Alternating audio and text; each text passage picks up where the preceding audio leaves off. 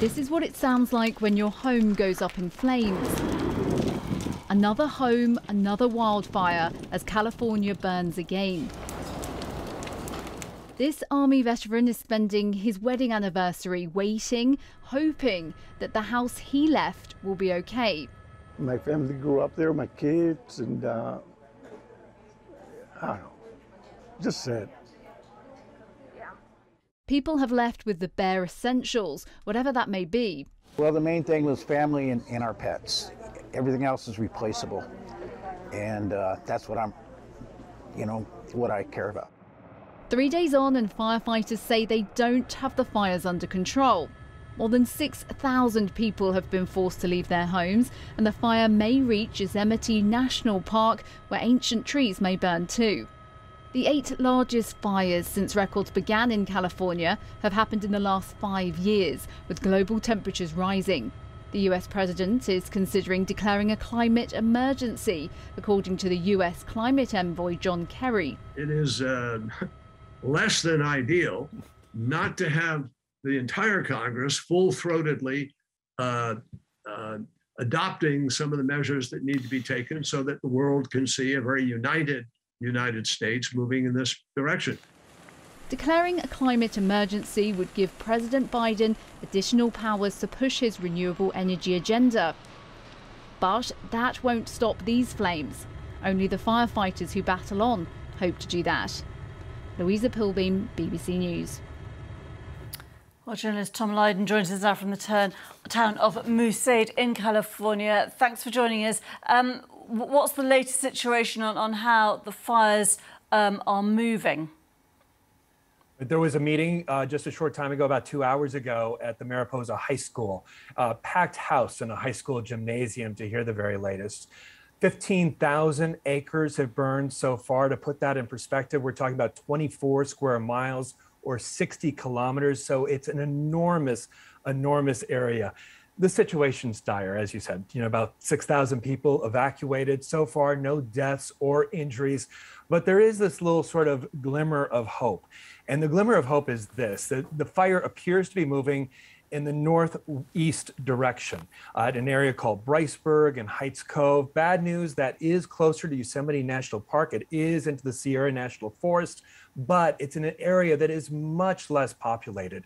It is also in an area where a fire went through 4 years ago, a very large fire, Ferguson fire. And while there is still debris and trees that will burn, there is less. That is fire-scarred territory. So the hope is that it will somehow slow this fire down, which right now is at zero containment. So the situation is dire, but there was a feeling of optimism at that meeting.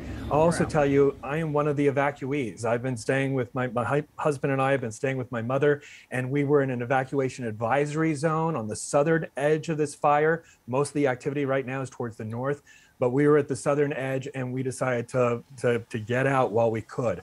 It was interesting hearing that interview that you just played of someone who said, we just got our animals out and our belongings. And I will tell you, once we got our cat into boarding, we felt a huge amount of relief. It's funny, the psychology of disaster, that when the chips are down and you got to make decisions, the things you take and the things you leave, it's extraordinary, really. Tom, I'm glad you and your husband are out safely. I was also caught up in a forest fire in France last year, so I know exactly what this feels like. It is terrifying. The thing that many people will be asking is, what can be done by the authorities in terms of, containment by water, and are enough people being helped to evacuate in enough time? Because these fires move often much faster than people realise. Well, they sure do. In fact, one of the battalion chiefs said he's never seen fire behavior like this oak fire. Just in the initial hours, you had those pyrocumulus clouds that almost look like nuclear mushroom clouds. Very, very fast moving at the beginning. We have 2,000 firefighters on scene right now, so we have a lot of people. And the evacuation's gone pretty well. There are some people who are refusing to evacuate. That's unfortunate. But I think the evacuation is going well. We were watching from my mom's backyard. We were watching airdrops today. They certainly have a lot of equipment and a lot of personnel. This is now the largest fire in California. but it's been a terrible 5 years. I mean, the last 5 years have been the driest in California in 1,200 years. We're in the middle of a 20-year drought. I mean, in some sense, there's nothing we can do except be reactive to this. I mean, that's what we're doing right now. And I will tell you, I've watched, part of this is it's cumulative, right? About 5 years ago, we started having pine trees dying left and right because of drought. And because of the drought, there was a pine beetle that infested them. So part of the problem here, they're calling it the oak fire, but there are also a lot of pine trees in this area. There are a lot of dead pine trees that are just standing, that are completely dead. The fire gets to these, they're like a Roman candle. They just go up. And in fact, they almost kind of explode. They can also topple on firefighters. So it's very, very dangerous work. In fact, during the Ferguson fire 4 years ago, we lost 2 local firefighters.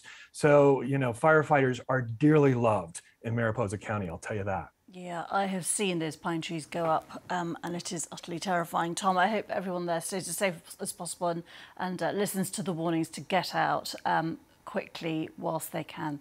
Tom Lydon, thank you very much. Thank you.